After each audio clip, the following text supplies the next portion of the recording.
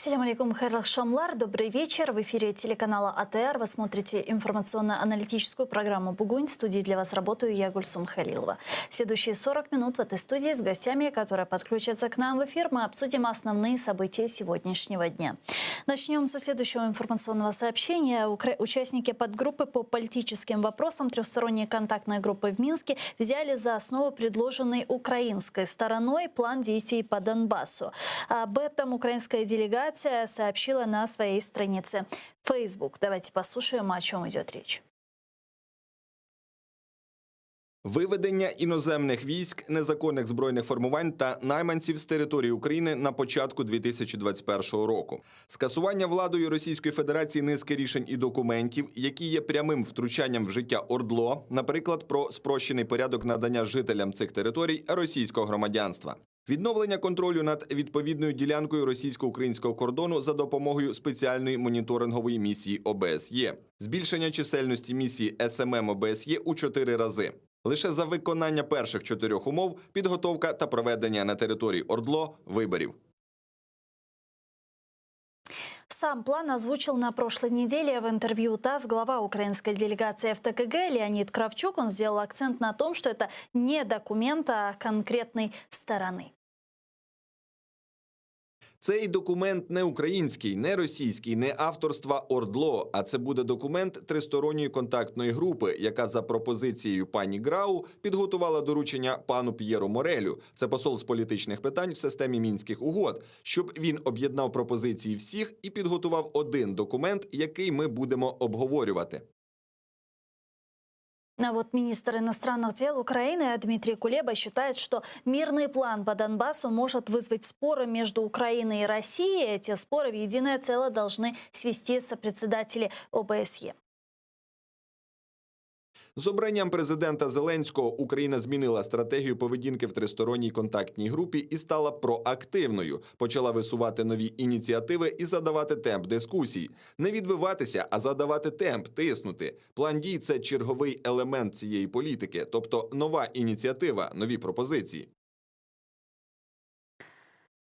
Підключаємо к нашому ефіру Володимира Цибулька, політичного експерта, а також Олега Жданова, військового експерта, полковника запасу Збройних сил України. Вітаю вас.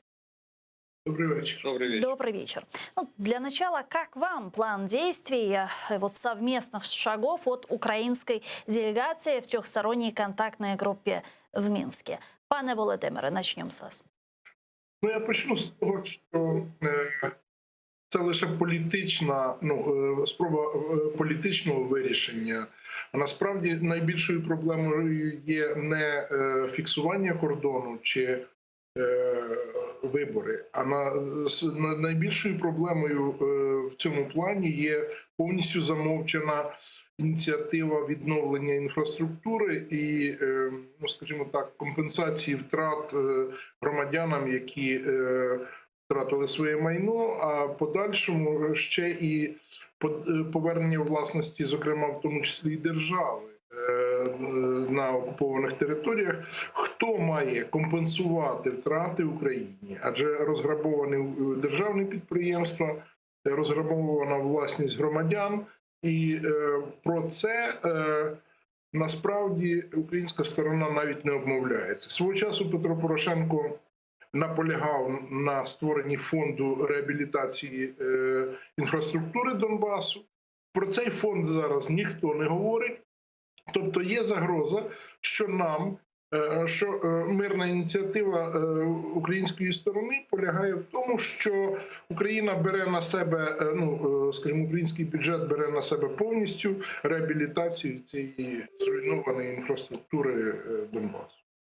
Пане Олеже, этот план совместных шагов предусматривает демилитаризацию этой территории уже через 4 месяца, проведение там местных выборов 31 марта. Вот насколько реалистичны эти вообще сроки? Можно ли за такое короткое время суметь демилитаризировать эти территории, вывести оттуда вот эти вооруженные формирования иностранного государства, ну а потом верификацию этого вывода осуществлять? Это возможно? Може, нічого немає неможливого, але ж це майже нереально. На сьогоднішній день те, що звозили туди 6 років і продовжують звозити техніку, озброєння, розгортають матеріальну базу для їх там існування і життєдіяльності, то вивести за 4 місяці, ну це бігство. Якщо погодиться Російська Федерація на таке, то це можливо. А так в реаліях сьогодення це неможливо. Це по-перше. І по-друге, ну чому ми так поспішаємо з виборами? Справа у тому, що міжнародне право має досвід і дуже багатий і великий стосовно проведення виборів на бувших окупованих територіях. І досвід нам каже, що не раніше, ніж 3 або 5 років можливо провести місцеві вибори після окупації іноземної держави. І я скажу так, що з огляду взагалі на план, так, цей план відображає національні інтереси України, але він на сьогоднішній день в тих реаліях, які вони запропонували, він не дієздатний, на жаль. Тогда зачем? Возникает вопрос. Тогда зачем такие краткие сроки? 31 марта для проведения выборов. Зачем это все, если это все реализовать нереально, пане Володимире? Бачите, це треба пов'язувати в контекст міжнародний, зокрема на ті події, які промальовуються в Росії, адже нещодавно в Держдуму Росії був внесений законопроект про гарантії колишнім президентом. Очевидно, що в Росії розглядається один зі сценаріїв відходу Путіна від влади, а це цілком об'єктивно, тому що скажімо так, те втручання в американські вибори і тепер перемога Байдена створює зовсім нові реалії для Російської Федерації. Їм дуже важко буде протистояти американським санкціям, а тим більше пробувати налагоджувати будь-який діалог із новою американською адміністрацією, доки на посаді Путіна. Тому очевидно, що українська сторона вирішила так зіграти на відході від влади Путіна, щоб весь російський інтерес на Донбасі законсервувати. А це дуже ризикований сценарій. Извините, я вот что-то пропустила, когда такое, где мы такое слышали, что Путин готовит свою отставку? Ми не чули цього, але судячи з такої швидкого внесення законопроекту про гарантії колишнім президентам в Держдуму Росії, російські експерти заговорили саме про те, що десь після в січні може бути відхід Путіна від влади. Оскільки це цілком пояснимо, після 20 січня нова американська адміністрація з приходом новообраного президента почне відновлювати дієвість американських інститутів влади, зокрема Державного департаменту, на якому лежить вся міжнародна політика. Тому тут це цілком пояснимо. Угу. Пане Олеже, вы разделяете такой оптимистичный сценарий, вариант развития событий? Ні, не поділяю.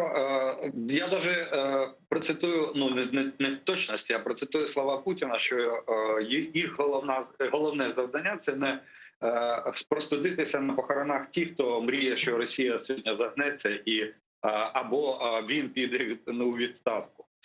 Справа в тому, що вибори в Сполучених Штатах ще не закінчилися, вони ще не починалися. Я зауважу, що, до речі, жоден штат на сьогоднішній день не оголосив перемогу Байдена офіційно. Крім засобів масової інформації, більш ніхто не проголосив Байдена переможцем. Тому там це буде тривати ще довго. Що стосується нашої ініціативи, навіщо вона така і навіщо вона в такому з недієздатними термінами виконання, то я думаю, що це спроба діючої влади на сьогоднішній день використати всі засоби. Зараз попередньо ми вже отримали офіційну відмову Росії розглядати цей план. Я нагадаю, Дмитро Песков заявив, що Москва не буде розглядати такий план дій. У них є тільки мінські домовленості, і вони більше нічого не чують, не бачать і не хочуть чути. І тому зараз вони намагаються змусити російську сторону офіційно відповісти відмовою на цей план, а потім скажуть нам, що ми зробили все, що могли. І конфлікт перейде в стадію заморозки. І далі, як вже сказали, що Крим не можна повернути так швидко. Да? Це, як сказав пан Єрмак, це можливо станеться навіть не за каденцію пана Зеленського, президента Зеленського. Тому я думаю, що тут теж треба пояснити суспільству, чому відтерміновується швидка перемога, як вони казали після виборів, ми швидко домовимось і все буде гаразд. А быстро домовитись не получается. Ну и Зеленский говорил, что в течение 1 года он завершит войну. Он после, вы помните, 9 декабря прошлого года говорил о том, что да, он дает себе год для завершения войны. Хотя Алексей Резников недавно в своем интервью сказал, что он это интерпретирует по-своему, что Зеленский отвел этот год для реализации Минских соглашений, чего не случилось. Вот этот возможный план действий, это какая-то попытка реализовать Минские соглашения? Це такий собі пас на сторону Росії. Зараз Росія відповість на жорсткою відмовою і буде посилатися на мінські домовленості. І тому у нашої влади з'явиться шанс сказати, ну все, ми зробили все, що могли, тепер будемо вирішувати. І тепер буде план Б. І тобто термін або дедлайн виконання миру, надання миру Україні, він переноситься на невизначений термін. Олег Жданов, військовий експерт, полковник запасу Збройних сил України, був з нами на прямому зв'язку. Дуже дякую вам, Чухсагулнос. Пане Володимире, какой это может быть план Б? Может, мы увидим какую-то альтернативную площадку Минским соглашениям? Может, мы откажемся от Минска или будем принимать какие-то непопулярные решения в виде заморозки конфликта на Донбассе, там стену построим, я не знаю. Ви знаєте, мова йде про символічну стіну, адже план Б – це те, що на поверхні, це відмова від будь-яких соціальних зобов'язань української влади перед громадянами на окупованій території. Тобто повна відмова виплати пенсій, всяких допомог.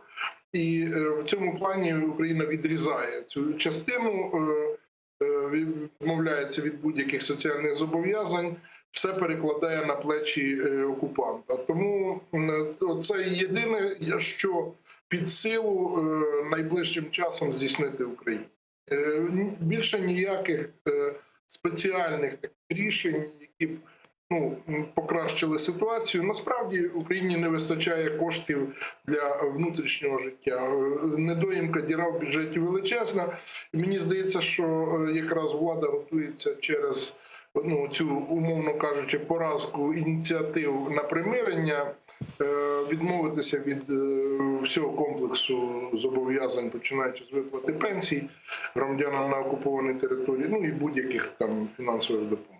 А есть ли смысл оставаться сегодня в Минском процессе? Если он находится в стагнации, если Российская Федерация постоянно блокирует переговоры, не принимает те предложения, которые выдвигает украинская сторона, настаивает на своем сценарии, а их сценарий – это практически конфедерация в нашей стране. Вообще, есть ли смысл оставаться сегодня в этих Минских соглашениях?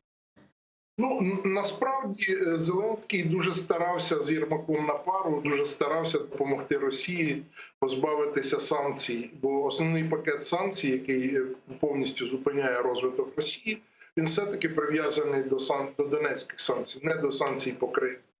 Тому зараз напередодні ще й зміни адміністрації в США була думка якраз підкупити російські тим, що Україна прийме якісь з свого боку непопулярні рішення, але це дозволить російській владі апелювати до європейців в першу чергу про зняття санкцій, оскільки Росія, здавалося б, зробила зусилля, відкликала війська в рамках цих мінського комплекс заходів.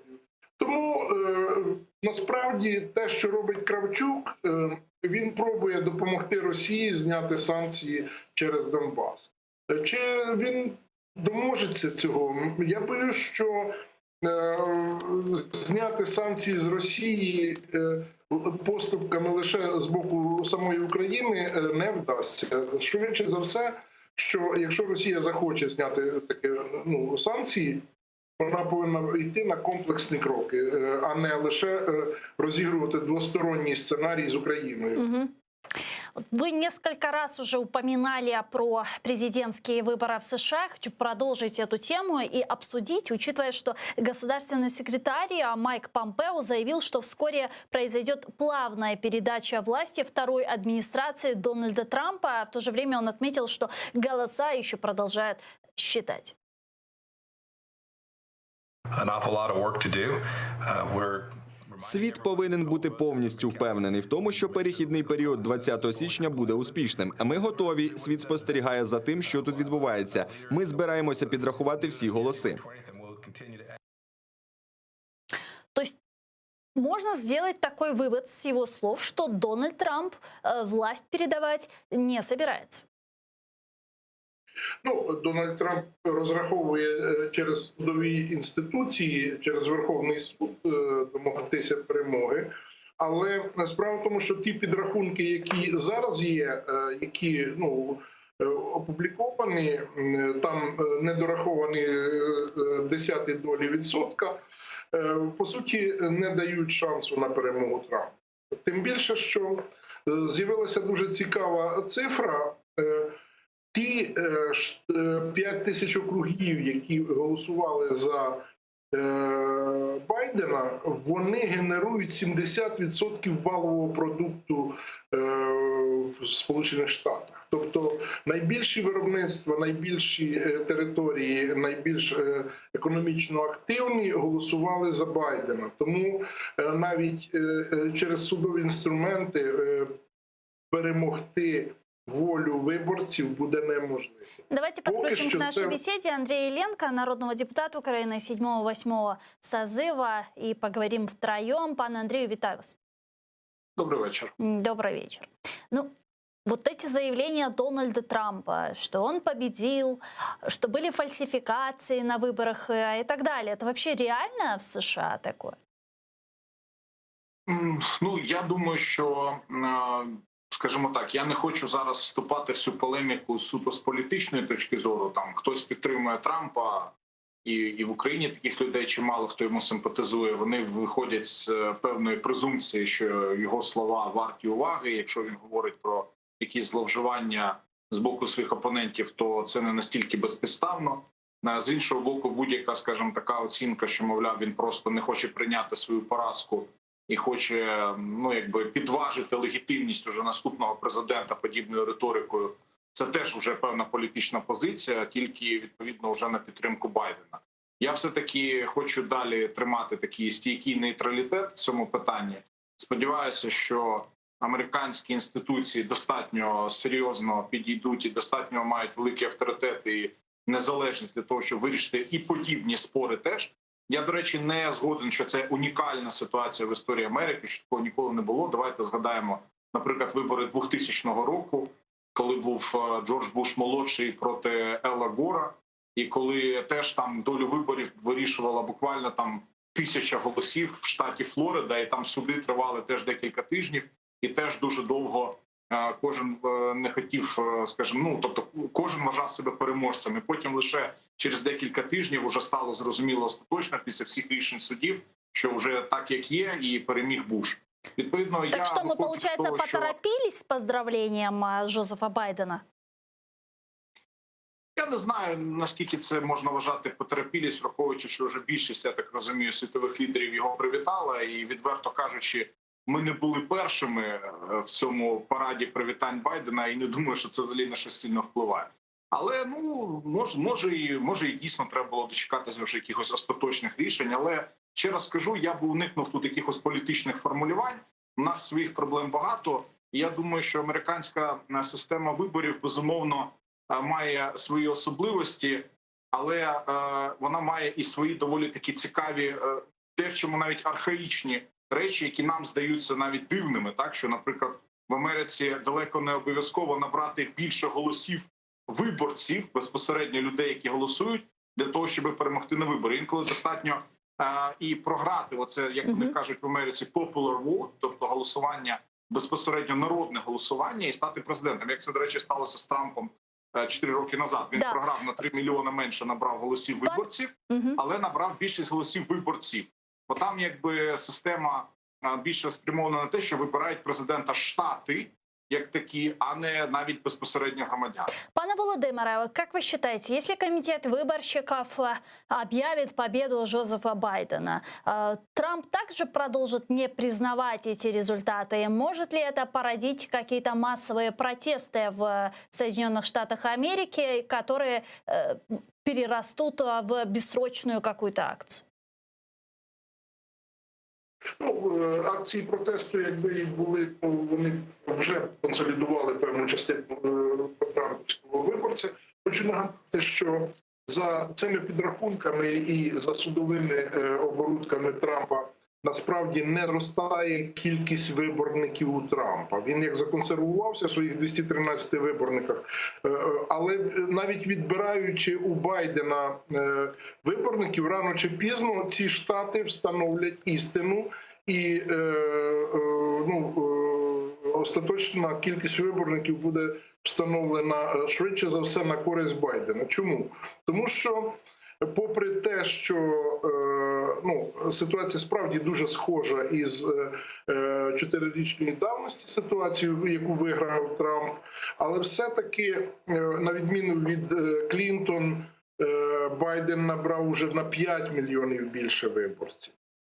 Тобто це охоплює занадто масові такі зрізи в багатьох штатах кола підтримки Байдена. Взагалі в демократів завжди була кількість виборців більша, ніж у республіканців. Рятувала республіканців останні десь 30 років тільки особливість виборчої системи.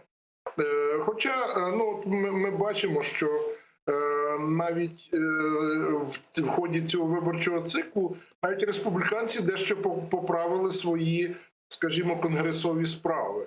Так що це складна ситуація, але навряд чи шанси у Трампа є на те, що з допомогою судів він зламає ситуацію. Тоді він буде напівлегітимним президентом.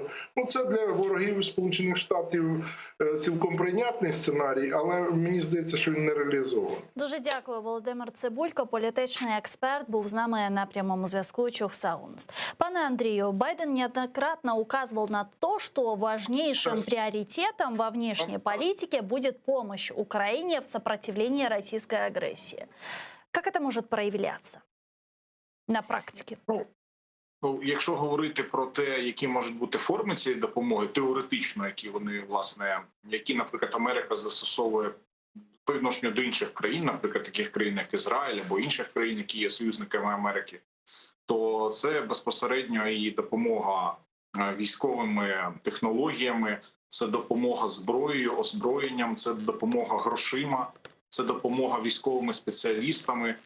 Цей перелік дуже довгий, це дипломатична допомога, яка теж є надзвичайно важлива. Тобто список цей можна продовжувати. Я хотів би, до речі, сказати, що це дуже добре, що пан Байден заявляє подібні речі, і Україні потрібно з будь-якою владою в Америці співпрацювати максимально тісно, тому що ми маємо добиватися завжди і утримувати двохпартійну підтримку в США. І, до речі, тому треба бути максимально стриманими і нейтральними під час виборчої кампанії в США, а не підігравати тому чи іншому кандидату, як це у нас, наприклад, було 4 роки тому. І, на жаль, Україна постраждала від цього. Але водночас я хотів би сказати, що і за попередньої адміністрації треба теж говорити правду. Ми отримали, наприклад, летальну зброю від Америки, а ті ж самі системи протитанкові «Джавеліни» – це сталося саме за часів президентства Трампа. Дякую вам, пане Андрію. Андрій Ильенко был с нами на прямой связи, народный депутат Украины 7-8 созывов. К нам подключается Глеб Парфенов, керівник департаменту безпекової політики в Центр політичних студій «Доктрина». Пане Глебе, вітаю вас. Доброго вечора. Трамп передаст власть? Что? Как вы думаете, Трамп передаст власть Джозефу Байдену, новая администрация, учитывая последние заявления Майка Помпео? Я думаю, якщо він програє зараз справу у Верховному суді стосовно Пенсильванії, стосовно перерахунків голосів, які зараз ініціювали республіканці, то це стане остаточним крапкою у цих виборчих перегонах, бо це фактично призведе до, скажімо так, провалу плану Трампа стосовно того, щоб ці вибори перемогти, бо йому щоб перемогти, треба зробити перерахунок голосів Джорджії, перерахунок голосів Пенсильванії та виграти Аризону. Зараз він може зробити тільки в двох штатах – Джорджії та Пенсильванії. Якщо цього не буде, то він, звичайно, передасть цю владу без всяких там перешкод. Жозеф Байден неоднократно указывал, что основным приоритетом во внешней политике у него будет Украина и помощь Украине. Как эта помощь может проявляться на практике? Чего нам ждать? Я думаю, що політика стосовно України сильно не зміниться, бо зараз основною проблемою в США це є коронавірус, відносини з Іраном, Близький Схід, Китай. Але, звичайно, я думаю, треба очікувати посилення санкцій в бік Росії та посилення санкцій стосовно Північного потоку. І тут справа не в тому, що будь президент або Трамп, або Байден, головне, що є консенсус поміж двома партіями, республіканською та демократичною, стосовно того, щоб допомагати Україні. Дуже дякую вам. Гліб Парфьонов був з нами на прямому зв'язку, керівник Департаменту безпекової політики Центра політичних студій «Доктрина». Я перехожу к следующей теме, к Нагорному Карабаху. И вот в Ереване начались стычки протестующих с полицией. Люди протестуют против заключения трехстороннего заявления по Карабаху глав России, Армении и Азербайджана. Силовики там задерживают лидеров митинга. Более уже 200 участников акции задержали, как сообщают в различных телеграм-каналах Азербайджана и Армении. Напомню, что в ночь на 10 ноября стало известно, что Пашинян и президент Азербайджана Ильхам Алиев при посредничестве Путина дистанционно подписали соглашение о прекращении конфликта в Нагорном Карабахе. Я предлагаю послушать основные пункты этого соглашения. Повне припинення вогню та всіх воєнних дій з 00 годин 10 листопада 2020 року за московським часом. Війська Азербайджану та Вірменії зупиняються на зайнятих позиціях. Уздовж лінії зіткнення в Нагірному Карабасі та вздовж коридору, який з'єднує Нагірний Карабах з Вірменією, Росія розгортає свій контингент, названий миротворчим. Свій контингент у регіоні розгорне також Туреччина. Контроль за транспортним сполученням у спірному регіоні здійснюватимуть, зокрема, і органи прикордонної служби Російської Федерації. Расим Мусабеков, депутат парламента Азербайджанской республики, с нами сейчас на прямой связи. Расим Бей, салям алейкум. Здравствуйте. Здравствуйте. Салам. Расим Бей, вы довольны соглашением? И громче, если можно. Вы довольны соглашением, которое подписали накануне? Ну, в общем, да, потому что фиксирует победу Азербайджана и капитуляцию Армении. Армения выполнит то, что требовал Азербайджан всегда. Вывести свои вооруженные силы с территории Азербайджана. Сделано это будет теперь, во многих местах Азербайджан просто выбил эти вооруженные силы Армении, изгнал их с своей территории, но в той части,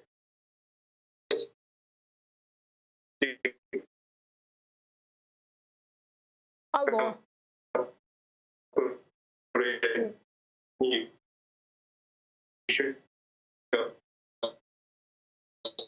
Алло. Я, к сожалению, очень плохо слышу Расим Бея Мусабекова, депутата азербайджанского парламента. Мы попробуем еще раз с ним связаться и наладить связь. Тем временем Министерство иностранных дел Украины сегодня опубликовало заявление, в котором признало войну в Нагорном Карабахе завершенной. Заявление в связи с завершением войны в Нагорном Карабахе обнародовано на официальном сайте ведомства. Давайте послушаем, о чем там идет речь. Вважаємо, що наступним кроком має стати відновлення стабільності і життєдіяльності регіону, а також продовження міжнародних зусиль для досягнення повного врегулювання нагірно-карабахського конфлікту на основі міжнародного права. Україна незмінно і беззастережно підтримує територіальну цілісність Азербайджану в міжнародно визнаних кордонах. Президент Турции Реджеп Тайип Эрдоган заявил, что Турция вместе с Россией будет контролировать соблюдение режима тишины в Нагорном Карабахе. Об этом сообщает турецкое издание «Анадолу» со ссылкой на пресс-службу президента. Туреччина контролюватиме припинення вогню разом з Росією в спільному центрі, який буде створений Азербайджаном на його землях, звільнених від вірменської окупації. Пресс-секретарь президента РФ Дмитрий Песков в свою очередь отметил, что функции российских миротворцев в Карабахе еще предстоит уточнить, так как они не были конкретизированы в заявлениях трех стран. Что же касается Турции, он сказал, что об участии турецких миротворцев в Нагорном Карабахе речи не шло. Мови про спільні миротворчі сили Росії і Туреччини в Карабасі ніколи не було. Росія і Туреччина будуть взаємодіяти по Карабаху через моніторинговий центр на території Азербайджану. Расим Мусабеков с нами сейчас на прямой связи. Расим Бей, селям алейкум. Еще раз. Салам. Да, мы, к сожалению, вас очень плохо слышали. Вот по соглашению, вот буквально у нас 8 минут, к сожалению, немного времени до завершения нашего эфира. Вот по соглашению вы им довольны? Да, в Азербайджане, в принципе, довольны. Если вы видели ночь, когда было объявлено о достижении этого соглашения, в Армении был траур, а в Азербайджане, несмотря на комендантский час и ковид, значит, это были народные веселья. Обнимались люди, танцевали с флагами. В общем, весь город, можно сказать, с 3 часов ночи и до утра находился все время в таком приподнятом праздничном настроении. Не настораживает ли вас присутствие теперь в Нагорном Карабахе военных России? Потому что у нас в Украине четко понимают, что российские военные и миротворцы – это антонимы. Ну, это было условием соглашения. В конечном итоге вопрос заключался в том, что мы хотели, чтобы с нашей территории ушли все вооруженные силы Армении. И несмотря на то, что мы там перебили чуть ли не 500 единиц бронетехники, которые там были, а это 300 танков, я не знаю, смерчи, ураганы, черт знает что, но там еще оставалось тяжелое оружие, из которого обстреливались азербайджанские города, села. И нам важно было, чтобы их оттуда вывести. Или надо было проливать кровь, биться и делать это самим, либо это можно было сделать, ну, потому что оставалось там еще какое-то армянское население, и оно, как предлог был, что его нужно там защищать. И, в общем, как компромисс было найдено такое решение, связанное с российскими миротворцами. Но я хочу сказать, оговорим конкретная численность. Это 1960 человек. Легкое оружие и только бронетранспортеры. И конкретный есть срок. То есть на 5 лет, причем за полгода до истечения этого срока, Азербайджан может сказать спасибо, до свидания.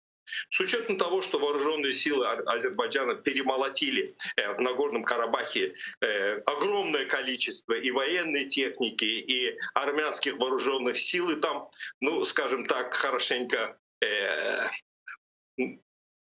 уничтожили, скажем так, то Азербайджан не видит особой такой опасности из присутствия бригады вооруженных сил России. Так, я повторю, там еще есть помимо азербайджанского контроля, будет и контроль со стороны Турции.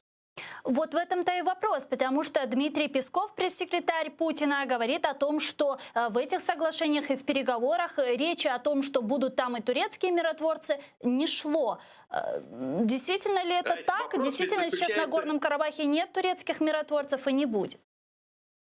Значит, территория, на которой остаются армяне, и это всего где-то 2000 квадратных километров. Из 12,5, которые ранее оккупировала Армения. На всей остальной территории, которая примыкает вот к той части, где сейчас расположены российские миротворцы, Азербайджан хозяин и волен держать там представителей вооруженных сил Турции, ни у кого не спрашивая, в том числе и у Пескова, и у России. Так что в этом смысле турецкие военнослужащие будут участвовать в наблюдении за ситуацией. И второе, будет создан мониторинговый центр, куда будет сходить вся информация о том, как идет осуществление миротворчества российского На каждом посту будет камера, будут специальные установки, которые будут контролировать, осуществляются выстрелы, откуда, куда. И в этом всем, то есть туда, куда будет сходить вся информация, помимо азербайджанских представителей, будут и турецкие военные. Скажите, а вот вы верите, что вот на вот этой территории, где будут располагаться миротворцы, будут продолжать жить мирно и дружно армяне и азербайджанцы? Вот как вы думаете, вот не породит ли это снова какие-то... Пока будут вроде. Азербайджанцы будут жить на тех территориях, которые мы сейчас освободили от армян, а там, где сейчас находятся российские миротворцы, там будут жить, если только они вернутся из Армении как бы во время военных действий, большая часть гражданского населения ушло в Армению.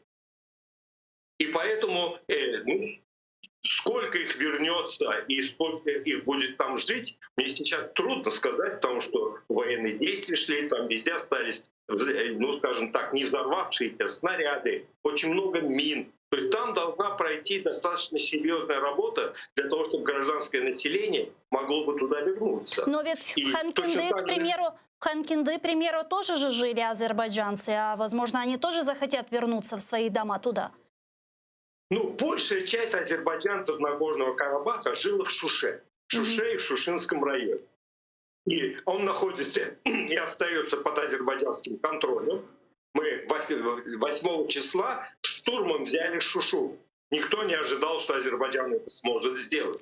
И, да, конечно, после того, как там проведем соответствующие работы, разминирование и прочие вещи, туда вернется, безусловно, азербайджанское население. Азербайджанское население вернется на большую часть Ходжавенского района, который также была под контролем у армян, теперь освобождена, и туда придет азербайджанское население. Но я не думаю, что в ближайшее время найдутся азербайджанцы, которые захотят вернуться в Ханкенди. Они там жили, их было мало, но они там раньше жили. Я думаю, что это вопрос уже, когда установится прочный мир и не будет уже различных опасений. Потому что там придется у каждого дома ставить по одному, скажем так, миротворцу. Это вряд ли. Расимбей, мы понимаем, что основными переговорщиками в этом всем ключе были Турция и Россия. И Турция, Эрдоган каким-то образом связывал руки путинской России. Вот как все-таки, по-вашему, все-таки лидеры Турции и Азербайджана смогли добиться того, что Россия не включилась в конфликт на стороне Армении, которую она, в принципе,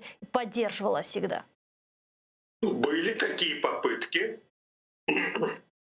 Да, на Азербайджан пытались оказать военное давление, шантаж. Каспийская флотилия вышла в море недалеко от Баку, в 50 километрах, и делала маневры. И это все было направлено на устрашение Азербайджана. На границе с Азербайджана в Дагестане поднималась, скажем, по тревоге бригада специального назначения, и это тоже была форма давления на Азербайджан. Некоторые очень наглые военные эксперты из России делали заявления типа «через 3 дня Россия может оккупировать Баку», на что из Турции в ответ министр обороны Турции сказал, что «ну а я за 40 минут могу оккупировать Ереван». И я думаю, что вот эти все, скажем так, действия привели к тому, что в России трезвые головы поняли, что это не будет легкая прогулка. Азербайджанская армия показала, что она очень эффективная и сильная. И плюс, конечно же, Турция. И, в общем, я подумал, что в России достаточно трезвомыслящие люди для того, чтобы ради армянских притязаний втягиваться в очень крупную военную авантюру. И там решили все же найти компромисс, в том числе и в диалоге с президентом Турции и в диалоге с президентом Азербайджана. Çok sağ olunuz Расимбей. Расим Мусабеков, çok sağ olunuz, депутат парламента Азербайджанской республики, а с Баку был с нами на прямой связи. Но я вынуждена с вами попрощаться. Оставайтесь Первым крымско-татарским телеканалом. Буквально через несколько минут наш эфир продолжает программа «Прайм» Спиридонов. Не пропустите. Порошкевич.